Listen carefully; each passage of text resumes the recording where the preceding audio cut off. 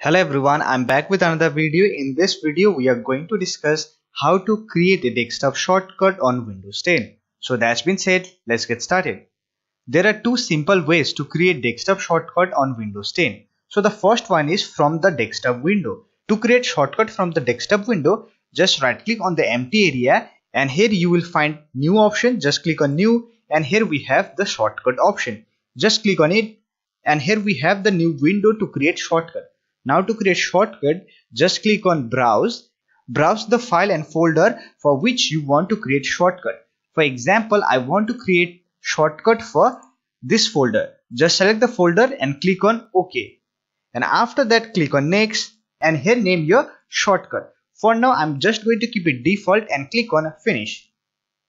So here we have the shortcut for camera roll. Now let me show you another way to create a shortcut. For that, navigate to the location for which you want to create shortcut. Say for example, I want to create shortcut for this music folder. I will just select that folder and I will right click on that folder and here we have the option send to and here we have desktop, create desktop shortcut. Just click on it and here we have the shortcut for our music. So this way we can create shortcut on our Windows 10. This was a small video. If you end up liking this video, don't forget to hit that like button and subscribe to the channel for more videos like this. Bye for now. See you next video.